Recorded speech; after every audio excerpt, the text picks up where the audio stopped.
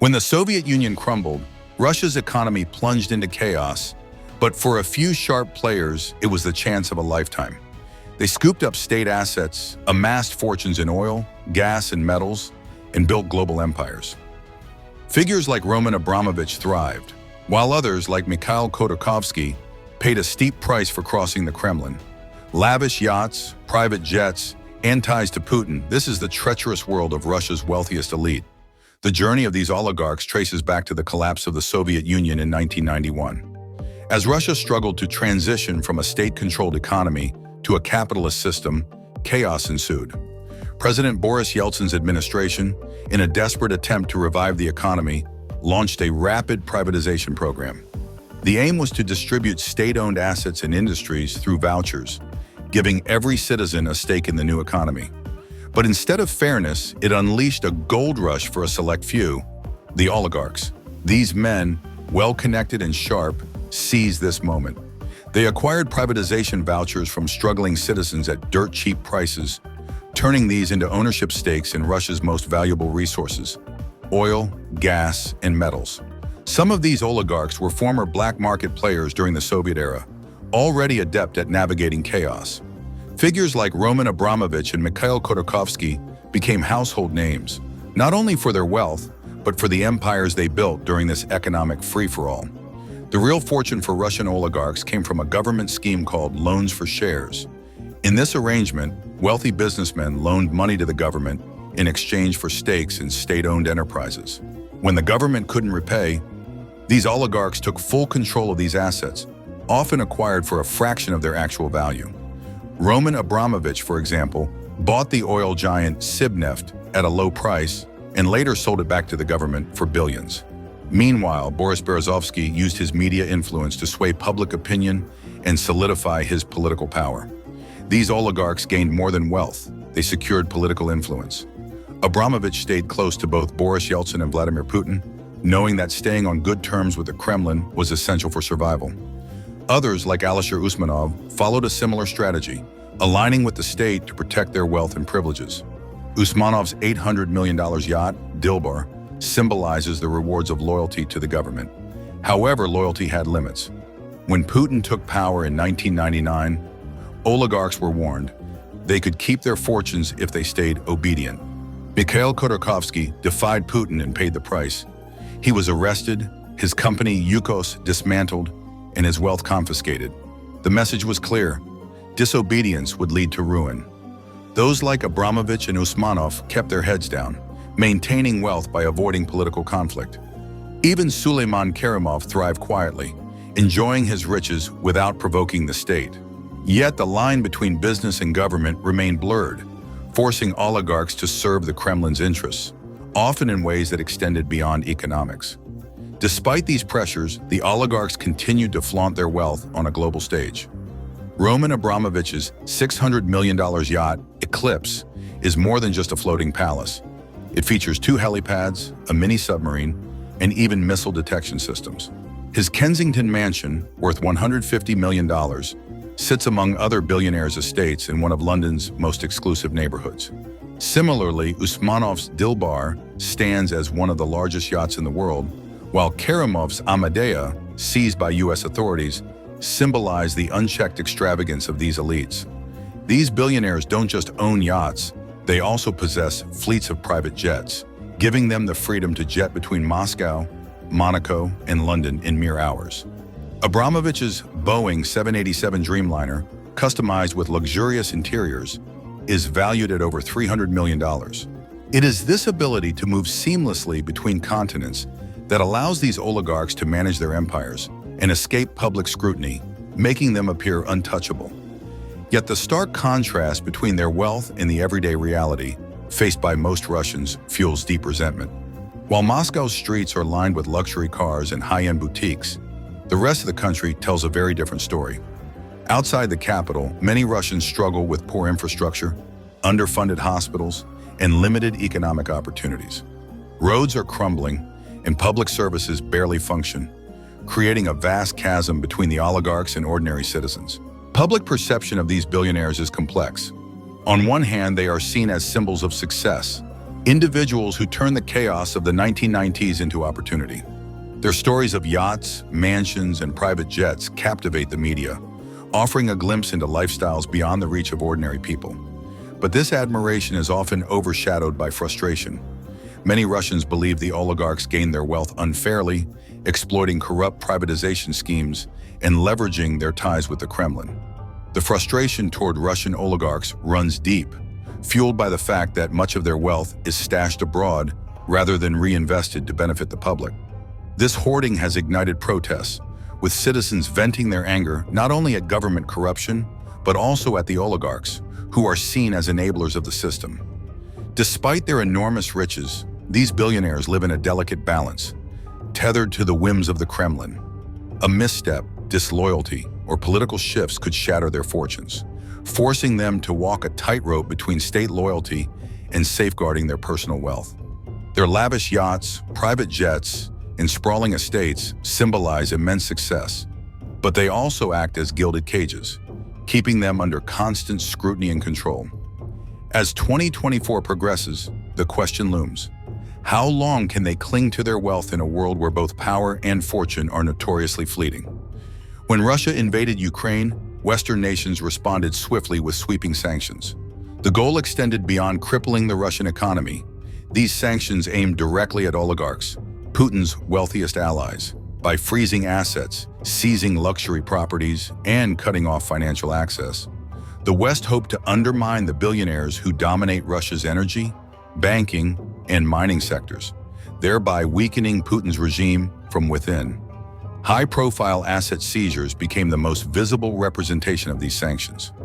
Roman Abramovich's Eclipse, a yacht worth over $600 million, quickly made headlines. This enormous vessel wasn't just a pleasure craft.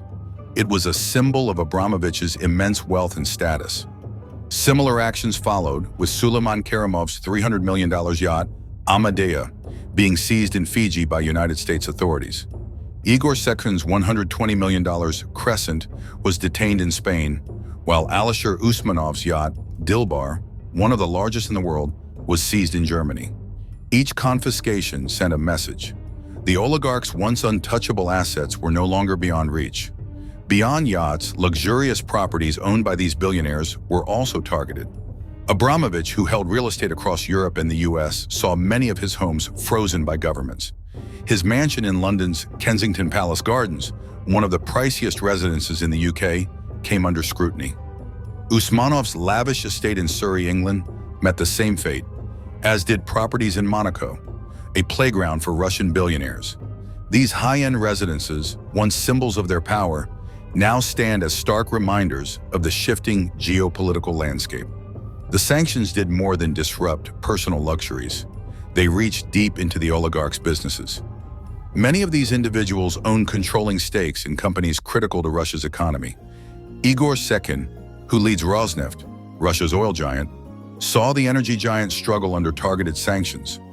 Rosneft's operations, crucial to the country's economy, were severely disrupted, weakening Sekhin's financial stronghold. Oleg Deripaska, a key player in the aluminum industry, faced sanctions that affected his international dealings. Deripaska had previously held a large stake in Rusal, one of the world's top aluminum producers. But Western restrictions forced him to relinquish control and limit his influence. His London properties and US assets were also frozen, further restricting his ability to operate outside Russia. These sanctions created a ripple effect, leaving the oligarchs isolated from international markets. Many had no choice but to withdraw investments and sell off stakes in Western companies. One high-profile case was Abramovich's sale of Chelsea Football Club. The British government's sanctions compelled him to part ways with the team, which had become a symbol of his influence in the UK. Despite the relentless pressure, Russian oligarchs have proven adept at finding ways to protect their fortunes. Many rely on offshore accounts and shell companies to conceal wealth. Jurisdictions with loose financial regulations, such as Cyprus and Switzerland, offer them the anonymity needed to hide assets from prying eyes. By moving money through complex networks, they make it difficult for authorities to trace their financial activities. Another common tactic involves transferring ownership of assets to family members. Yachts, estates, and businesses are often registered under the names of children or close relatives. shielding them from sanctions. This strategy allows the oligarchs to retain control indirectly while avoiding legal restrictions. Even though governments are aware of these maneuvers, seizing assets registered to family members proves challenging. The search for safer markets has also led the oligarchs to explore new business opportunities beyond Europe, and the U.S. countries like China, Turkey, and the UAE have become attractive alternatives. Dubai's booming real estate market, for example, has welcomed significant Russian wealth, as the UAE has not imposed the same restrictions as Western nations. These countries offer a refuge where the oligarchs can park their wealth and continue business without the fear of sanctions. With traditional banking channels closing, some oligarchs have turned to cryptocurrency as a way to preserve and move their wealth. Digital currencies like Bitcoin offer a decentralized alternative, making it harder for governments to monitor and freeze assets. While not entirely immune from scrutiny, cryptocurrency provides a way to bypass conventional financial systems. Cryptocurrency exchanges based in jurisdictions that don't enforce Western sanctions have become increasingly popular.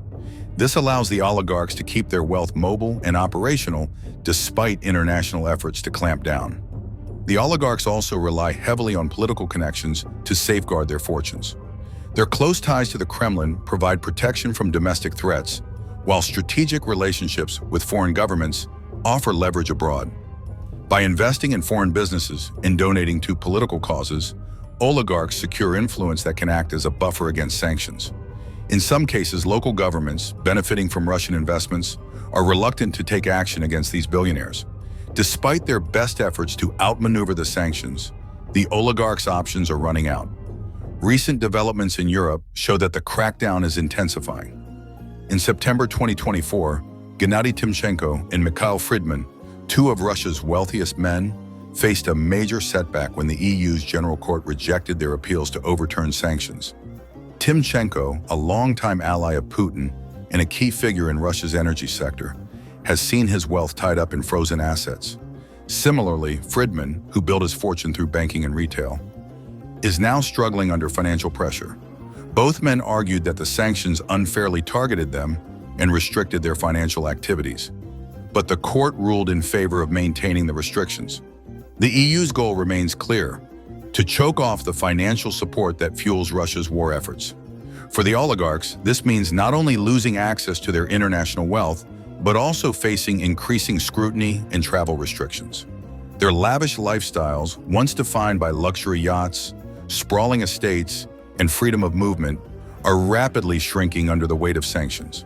While the oligarchs continue to challenge the sanctions through legal battles and lobbying, their influence is waning. The EU and other Western nations are committed to preventing them from exploiting financial loopholes to escape sanctions. Even though the oligarchs remain billionaires on paper, much of their wealth is frozen and inaccessible. With fewer options left, they must navigate a world where their assets are scrutinized, their business is limited, and their freedom of movement restricted. Although they are far from powerless, the walls are closing in on these once untouchable figures, leaving them to fight an uphill battle to protect their empires. In the end, the oligarchs' fortunes, once symbols of unchecked power, now serve as reminders of the shifting global dynamics. As sanctions tighten and legal avenues narrow, the future for Russia's wealthiest elites looks increasingly uncertain. As Russia's oligarchs grapple with shifting power and sanctions, their once limitless wealth now stands on shaky ground. Will they outmaneuver the pressure or crumble under the weight of geopolitical tides? Only time will tell. If you found this story intriguing, don't forget to like, subscribe, and hit the bell icon for more videos like this.